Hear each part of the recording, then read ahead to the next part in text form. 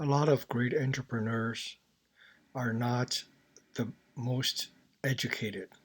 What I mean is that people like Steve Jobs and Bill Gates and Elon Musk, although they went to school, they didn't complete it.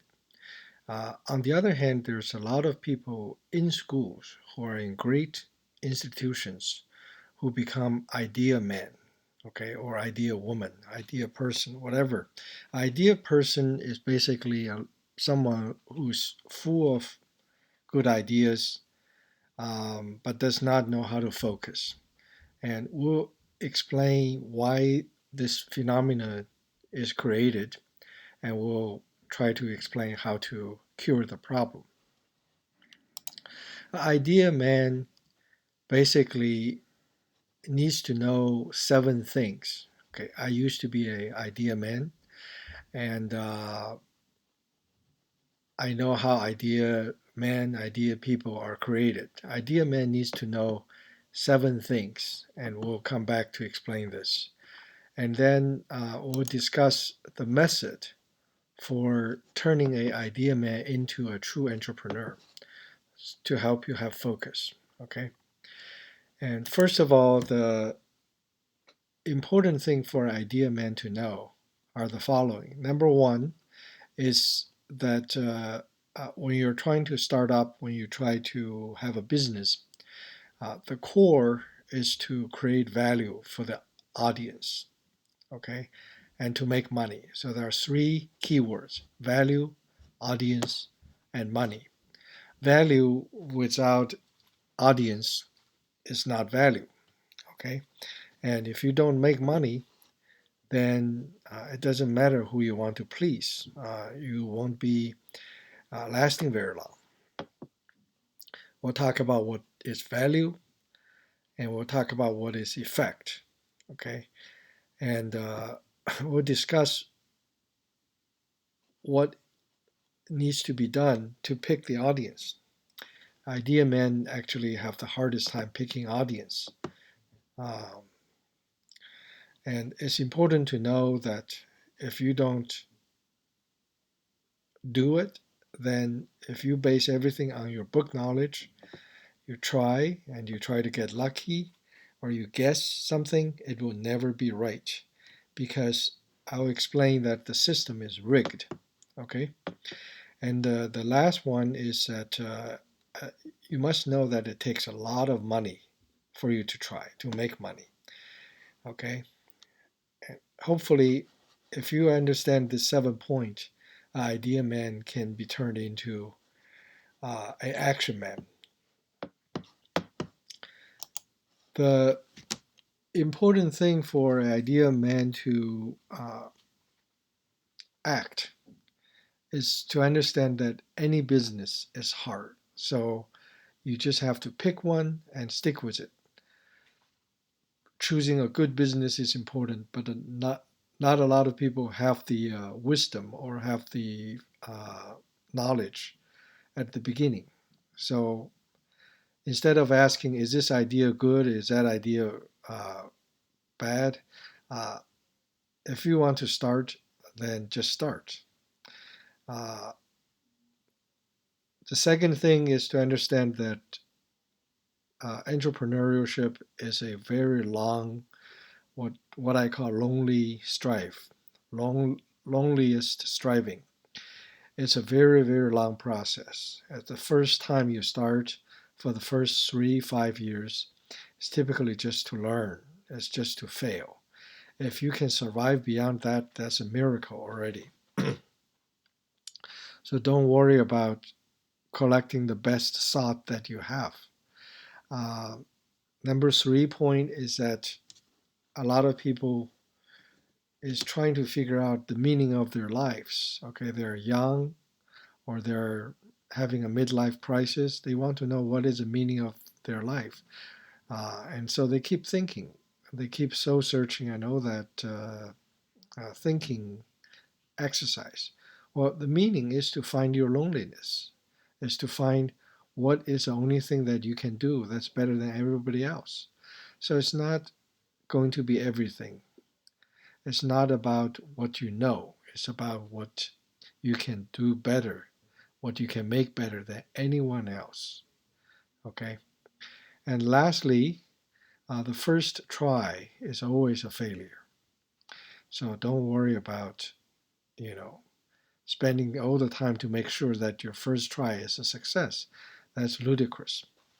I hope it helps already, but I'm going to explain what is value and how does business work and what is the creation process.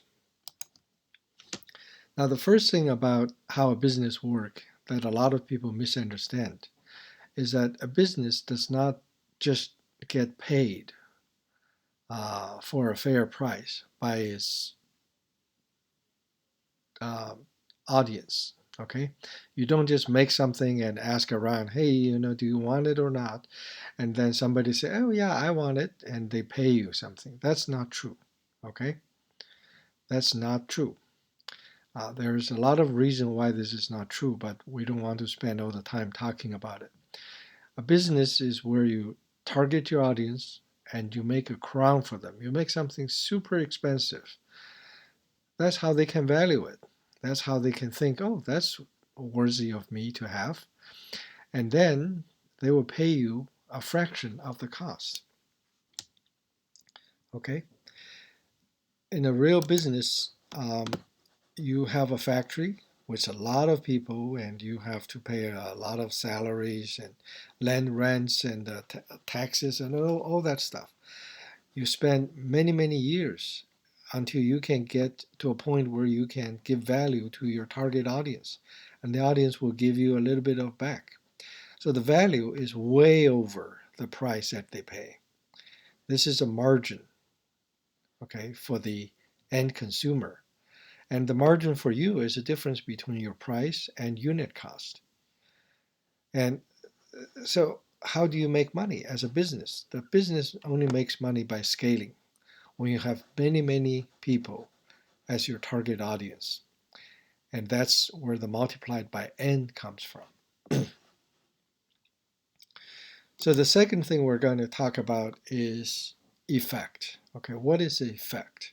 The effect is something that's not very um, directly discussed.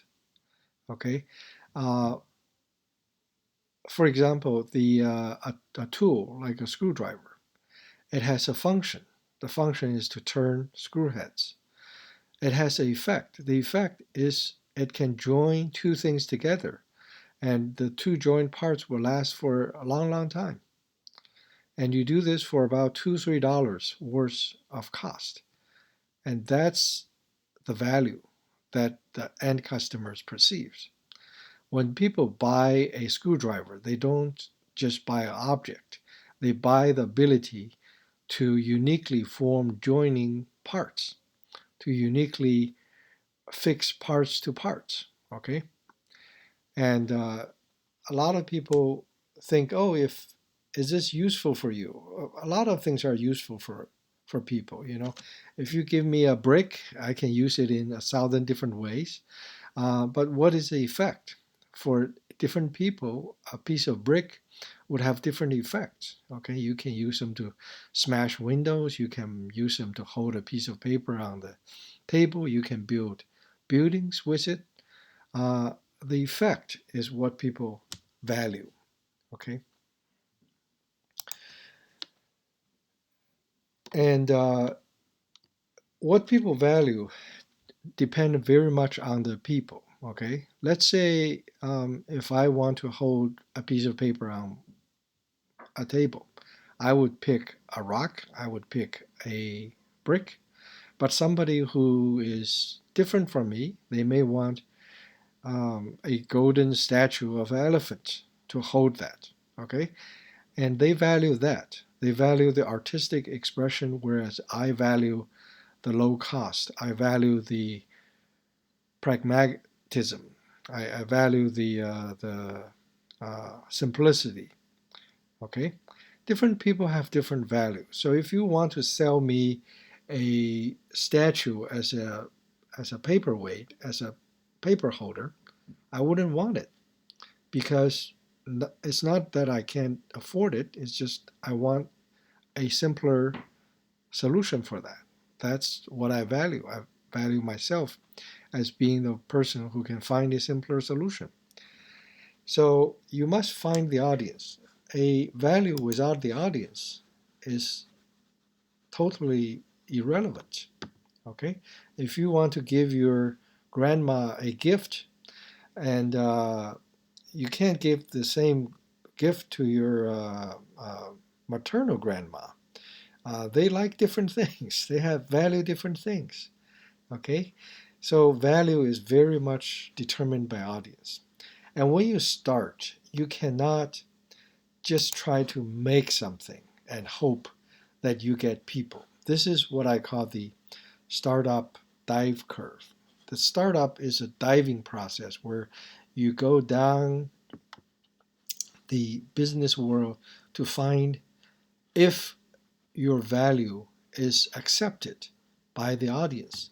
So that's what's called a value proposition. That's called a hypothesis. Before you give somebody the value and before they pay it, you will never be sure if somebody value it enough that they will pay you. That's why business is tough. That's why starting up is tough. That's why startup is full of risks because you have to prove that, you know, that somebody really, really likes it enough that if I ask them for $1, they wouldn't mind. That's a hypothesis. And the second part about the startup process is when you make something, let's say a screwdriver, you can't just go directly give it to a consumer because a consumer is isolated from you. They are separated by layers of industries, of markets, of social networking, of all the noises in the world. The consumers are separated from you. If you want to get across to them, you have to go into the market, such as a Android app, iOS app store, or a hardware store. You have to go to the market because that's where the consumer goes. But the market is heavily guarded because a market have only a certain size. It cannot accept everything that wants to get into the market. So a market is small. A market has protections. A market has bouncers. They keep a lot of new products from entering. That's what's called marketing. Marketing is to enter that market. Okay. Now, all this sounds maybe depressing for some, but it's super realistic. Hopefully, by understanding the combination of these 7 elements, you would finally make up your mind that, hey, I don't want to think about ideas anymore. I really want to act, okay? Because you have to. But hopefully, these 7 elements help you. But how do you do that? Well, an idea person, if you want to prove that your idea is good, you have to really prove it. You have to build the prototype. You have to give it into the market and test it with audience. And if they like it or not, if they like to pay you $1 for that or pay you $10 for that, you have to test it. That's a human thing. That's not a logic thing. Okay. And there's a long road ahead if you want to be Edison, if you want to be Elon Musk, if you want to be Steve Jobs. You want to find the meaning of your life. You want to find the success that you really crave for. You want to have impact. Then you have to fail first. Okay? That's what I say. Congratulations. You have finally failed. Hopefully, all this 2 pages will help a person become an action man. The key is to build something, is to start building by yourself. So a lot of people who are very well taught at school, who are good students, have trouble because they don't understand the market, because market details are not taught in schools. And secondly, at our schools, we don't teach a lot of building skills. We don't teach people how to build things to the finish. Even the teachers don't understand. The key to stop being an idea man is to go ahead and fail. Okay. My name is Cheng Liu. I was a uh, engineer. I was a professor. I was a idea person, and then I really started to go on an entrepreneurial path. I started 6 companies, and I'm interested to help people avoid the long journey just getting out of the idea man um, trap. So thank you very much.